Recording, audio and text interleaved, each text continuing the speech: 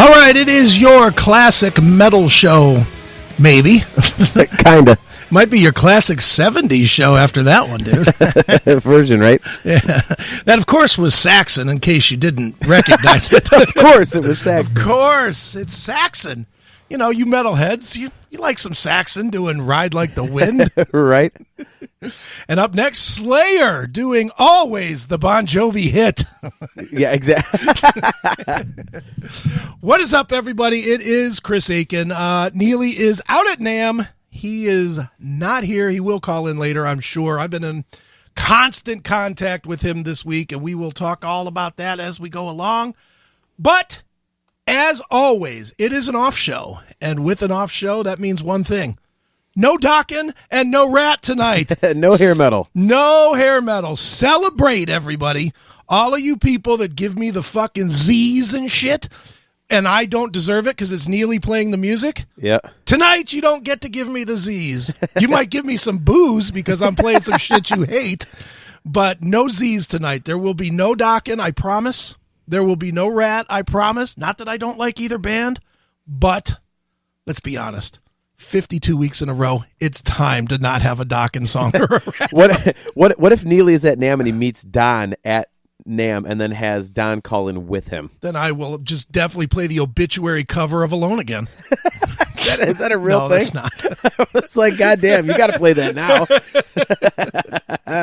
Anyway, in case you don't recognize him, that of course is the porpoise laugh himself back again. The porpoise laugh. Nice. The porpoise laugh, Mr. Jon Drake. What is up, brother? What's up, man? How's it going? Good now. Now let's just get right to it. You came over here with one purpose and one purpose only tonight, and it is not to be funny or even to do this fucking show. It was to try the Jack Daniel's One Barrel. Yes. Now, for those of you that do not know, the Jack Daniel's One Barrel is a new flavor of Jack Daniel's that is 137 135 proof, yeah. 135 proof. And you went ahead and did a shot. I had to try it. You've been telling me how awful it is ever since you got it. I refused. I was like, you were like, I think I'm going in. I'm going in. I was like, go ahead. Yeah, and you were like, oh, make sure you have a chaser. And I did, and boy, were you right. Yeah. So your evaluation of Jack Daniel's One Barrel is? That shit is vile.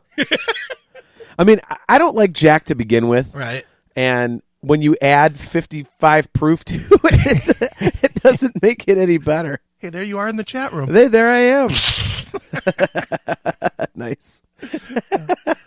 All right, so you as a professional alcoholic, you know, Yeah. I'm a part-time pro. You're a full-time pro. Oh, fuck off. As a full-time pro that you are, We're lying already on the show. 151 or Jack Daniel's One Barrel. If you had to get drunk on something, 151 because it would you do it less, dilute it more. Yeah, I mean, because it's higher proof, so you can't go back to back with that, right? Because otherwise you're gonna die. That stuff is horrific. Would you try to make a mix of either of those, 151 and something, or Jack Dan? No, the Jack Daniels I think would melt a glass. It's fucking brutal, dude. Yeah, I mean, I did the shot, and then I'm burping afterwards, and I'm like, it was horrible, man. Yeah, it's not that it's bad enough going down, and you're thinking that you put your mouth on the gas cap of your car. Yeah, it's for the next. I didn't tell you this because I wanted to make sure that you tried it. You're going to be burping that bullshit up for like 3 hours. Is it that bad? Oh, it just fucking sits in your stomach, and it's stronger than the bile in your stomach. so the bile, you know, I mean, for those of you that are not familiar with how your stomach works with alcohol, the bile kind of waves through it. And that's why at first when you start burping up beers or drinks or whatever, you get a strong taste. But as the night goes on, it soothes, you know, it kind of goes away.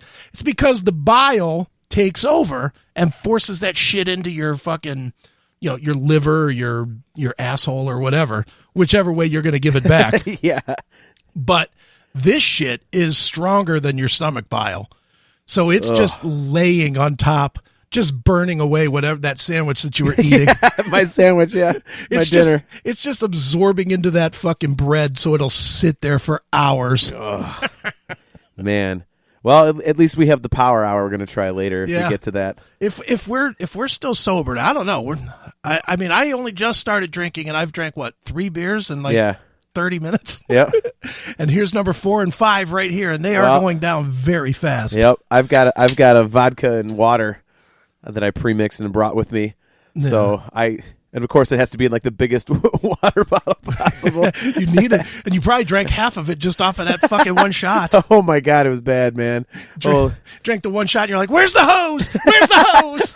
I did do one thing because you said get a chaser and I was going to chase it with beer, and I thought if this is really as bad as he says, I probably don't want to chase this with more alcohol because otherwise I'm going to fucking puke all over your kitchen. Well, dude, I mean, and you know this because you've been around me and Kelly when we're together. Me and her drink. Yeah. And we drink whiskey, and we drink a fucking lot of it. Yes. I mean, a lot. Yep. And the day she brought that over for my birthday in October, and you saw the bottle. That's from October. Yep. There's maybe a 1/4 inch drank out of this thing. Well, you told me when you got it how awful it was, and you said, I'm not going to drink it. It's going to sit there. I'm like, this has to be putrid for him to not plow through this. And especially with Kelly. You know, you would think that would be the 1-2 punch. Me and her just fucking powering through it. And doing shots of Fireball to chase it or whatever. But we literally both, she's like, oh, she gives it to me. I open it up and she's like, oh, let's just do one shot. We were going out to dinner. And she's like, let's just do one shot before we go out to dinner. And my son was in the kitchen. He's like, you guys want some water? We're like, nah, it's fine. Yeah. One shot, whatever. It's just Jack Daniels. Yeah, we drink all the time. Not a big deal. We both did one shot and went running to my fridge. It was like giving my fucking son a shoulder tackle to get him out the fucking way. Yeah, get out of here. I need water. Well, I mean, it also doesn't help that it's warm. Yeah, it is. It's bad enough, but warm is, oh, God. It might be better if we threw it in the freezer for a while, but yeah, it's some raunchy shit. It was. I mean, just opening the bottle, the smell that comes out of it, you're like, oh God, yeah. What in God's name is this turpentine I'm about to ram down my gullet? Yeah, it's some brutal stuff, but yeah, tonight is going to be, it's a fuck off show. We're definitely going to do some drinking. When isn't it a fuck off show whenever I'm on? But, to keep everybody thinking that's a classic metal show, I've lined up 73 political articles about Trump just so that we can just talk about Trump and political correctness and racism and the Confederate flag. Yes. Because I'm sure that's what we want to talk about. Well, why don't we get right into it? There was a MAGA hat and an old Indian guy with a drum, so all right, that's far enough. And that will be the extent of the political discussion on the show tonight. We are officially done. Yeah. There will be as much MAGA as there will be Dakin. Yeah. Yes. There'll be no Daga tonight. That's for sure. Nice. It's not fucking happening. It's one of those nights, I love doing the show, and I love doing the show with Neely. I do. But when I get a chance to do the show without Neely, I am not going to do what we normally do. Yeah. Because, for everybody else, I know some will be happy, some will be not happy, whatever. For me to keep my sanity, I could have easily just taken off. Yeah. And instead I was like, nah, I'm going to do it, but I'm going to do it with the way I like to do it. Me and you're going to talk a lot of tunes, probably pussy, because that's what we always end up doing. Yep. And just having some fun tonight. It's going to be a fun fuck off show tonight. There's not a real agenda, although there are a lot of musical topics. Yeah, you sent me some ideas, and there's some good stuff in there. I mean, we almost got into one over text message. Yeah. That was funny. We were, and we will get into this topic, but we were talking a little bit about a specific Metallica topic that I want to talk about tonight. Yep. And we were texting back and forth, and next thing I know, we're like further along than we need to be in this. I was like, all right, I'm going to stop. I made one statement, and then you said, stop. This is a topic. Saving it for the show. I was like, all right, we're not going to do this now. Yeah. Because the truth is, we would have ended up on the phone. Oh, yeah. Until 2:00 in the afternoon. Yep. And then in the background, I'd have heard Stephanie going, I thought you guys were going to be hanging out tonight, you bitches. Exactly. She does do that. She said that when we got off the phone today. Like, you were on the phone a little bit long considering the fact you're going to be over there for like 7 hours tonight. We weren't on the phone 10 minutes, were we? It was like 15, 20, but who cares? Shit. We were doing show prep. Yeah. I was cooking. She was cooking. There's nothing to do. Like, what the hell? She's just bored. She is bored. Because normally she loves me. Well, not except on the phone. She hates me on the phone. She's always every time your name pops up, she sees it and she says, starts with "Oh fuck." Yeah. I'm going to be on the phone for an hour. I've gotten better with her. I have gotten better with her. You are the best person to talk to on the phone that I know because of like, all right, man, I got to go. You go, okay, bye. Click. Yeah, I'm out. I mean, there's no okay, one more thing. There's not hold on. I'm out. There's no goodbye. It's like okay, bye. Click. Well, you know why? Because I do. With my day gig, when I'm doing, my IT work or my pinball PA work or whatever I'm doing, sure, I do a lot of phone work. I mean, I do easily 6.5 hours a day on the phone. And a lot of times I get, I'm one of those guys that customer wants to talk. As long as they're spending money with me, they can fucking talk all day long. And I'm happy. Shoot my ear off, man. I'm happy to hear it. I'm happy to be their buddy. I'm happy to be their friend. And I'm, because then that leads them to being comfortable and not wanting to fire me, and there is truth to that. Definitely. But when it comes to being on the phone with somebody else, I really understand. All right, gotta go. I understand that most of the time that means, all right, I'm bored with this. Let's get the fuck off this call. Yeah. and I know it because I do it. And I certainly do not try to say, oh, let's just figure this one more. No, fuck that. That's bullshit. And it's too many people don't get that. You'll be like, dude, I'm out the door. And they'll be thinking in their head, well, you're on a cell phone. I can just keep going. Yeah, exactly. I'll stop talking for that 30 seconds while your phone connects to the Bluetooth in your car. Uh-huh. It's like, no, I'm leaving. How about this? I'm going to a restaurant because I don't want to fucking talk to you. Yeah, for me, it's just I don't like if I ever tell you like okay I gotta go, like it's not because like I'm bored with the conversation. It's okay I'm home and I'm gonna go do something else besides talk on the phone. It's not I'm bored. It's like okay I got other shit to do. Like it's because you got those two glorious tits sitting next to you, fucking tapping her foot, going get off the phone with your fucking friend. That is true. Yeah, I know. Believe me, I know what Stephanie's all about. Both parts of that statement are very true. I know what Stephanie's about. I know. Oh my God. Believe me, but she sometimes wants to go for an hour and a half. Oh, she will, yeah. Sometimes she did with me the other day. I called her up and we got talking and she was just like, well, what about this? We were talking about TV shows and she was like, well, what about this and what about that? And did you watch this? And I watched that and and we just went and that was cool, But if she would have said, look, I got to go because you're being a boring cunt, I'd have been like, okay, out. Yeah. Out. See you later. Nice. Well, in your defense, she also has one other person when they call that she looks at the phone and has the exact same response. And it's her daughter. Nice. My stepdaughter, Drew, is like, but at least she answers the phone more honestly because whenever she picks it up, we always laugh because she goes, what, Drew? It's just become a thing, man. I don't mind. It's fine. And it's part of the changing world, dude. Nobody's on the phone anymore. Yeah. I mean, you don't answer your phone. I know you don't answer your phone. I've seen you, me and you've been hanging out 1,000,000 times and your phone rings. You're like, fuck. Well, yeah. But I also have a few friends, and they happen to be the only ones that really call me, that literally will keep me on the phone for well over an hour, and I'm like, dude, I just don't have time. Like, like I do have certain friends that I have no ability to get the fuck off the phone with them in like 5 minutes. Like, like say what you got to say, bullshit for a second, okay, see you later. Like, I mean, it just goes on and on. So I'm like, I try not to answer the phone because I'll be on there forever. Yeah. Sometimes you just got to be like, look, I got to fucking go.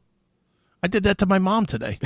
I was on the phone with my mom, and she's telling me, well, then I did this and then I did that. And, and it was just like, all right, Mom. Get it. Right. And then came Wednesday, You know, it was one of those conversations. You know, first I got up. Oh, God. I was out of eggs, so I had to have a bowl of cereal. You know, it was one of those fucking conversations. And I was just like, Mom, I'm at where I got to be. I got to go. Yeah. Click. My mom's awful with that, too, dude. I totally feel you.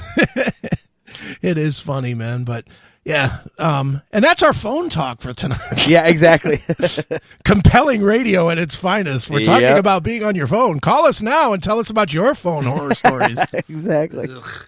But, yeah, speaking of my mom, did I tell you what she asked for her birthday present? Mm-mm. It was in November, but she actually asked for Kiss tickets. Nice. She wants us to take her to go see the Kiss show.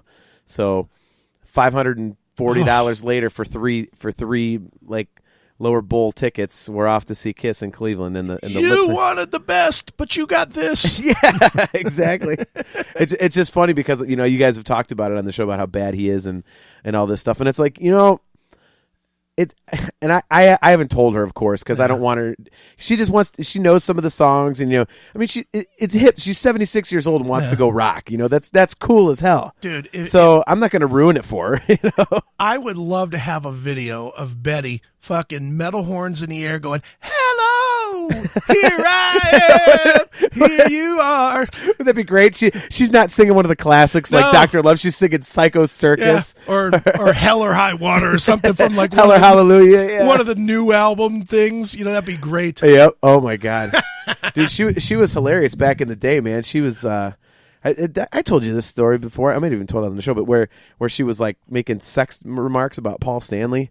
Sex remarks. Oh, dude, I'm standing there with my mom at it was on the farewell tour in 2000, and my mom lives in Columbus, so I went down, and this was in Polaris Amphitheater, was down there, and I took her to the show. She wanted to go, and we're standing there in like the first song break, and she leans over to me, and he's talking on the mic, and she goes, "He can eat crackers in bed." Jesus. And I go, "Jesus, Ma." I said, "It's I wouldn't kick him out of bed for eating crackers." And she looks at me, she goes, "I don't give a damn what it is. He can do whatever he wants in my bed." I'm like, "Ma, I don't need to hear about you fucking Paul Stanley." John, look at Paul's package. Yeah. Looks like he's got a huge dick in there. Dude, it was just, I'm like, I can't believe I'm having this conversation. He can put his log in my fireplace. Yeah. Oh, yeah, Paul. Well, I mean, dude, you were there. What was it? Was it Thanksgiving last year? When we played that goddamn Cards Against Humanity, and the very first card that comes up, my mother's playing. I'm like, I can't believe I'm playing Cards Against Humanity with her. And the first thing that comes up is queef. Yeah. And Mom's like that. Mom's like, what is that? And Steph starts trying to describe it. Yeah. It's air, in a certain place, and my mom blurts out, "Oh, it's a pussy fart." I'm like, "I'm out. I am not going to play a game where my mother is fucking using the term pussy fart. I'm not doing it." That shit was fucking hysterical because we were all, let's be honest, we were drunk. Yeah. Oh my God. We were me and you especially were really drunk. We were really, really drunk. But we were all uncomfortable when your mom said she was going to play. Yes. And she sat down, but boy, once she said that about pussy farts, then my filter was just thrown back in the trunk of my car. Yep. I was like, all right, let's go. Yep. She's hip, man. Yeah, she's cool. I mean, you've hung out with Mom a few times. I mean, it's funny. You tell somebody, "Yeah, my mom's 76," and people are like, "Oh, she's almost 80," but she doesn't act like it. She doesn't look like it. She's cool as fuck, man. I really hope I got that side of the family's genes because. Well, you didn't. You don't even know my family, you fuck. I know enough of them. What? I know your fucking cousin better than you do. Well, yeah. You know my cousin better than anybody in the family. His own brother does, probably. I was going to say, I talk to him more than any of you guys do. Right? I talk to him every week. Yeah. But yeah, no. So I'm taking her to see Kiss, and so that'll be cool. And are you excited?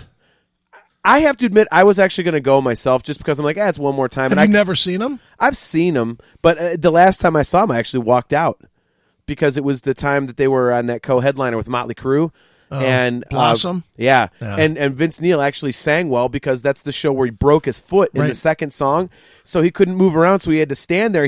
All he had to do was actually sing, and he actually sounded good. And the crew fucking wiped the stage with him. So about halfway through the show, I was like, "Yeah, I'm out." I'm like, Paul was not the best already. I'm on the Psycho Circus. Yep. And I said, welcome to the show. Yeah, I'm like, yeah, I'm not doing this. Like,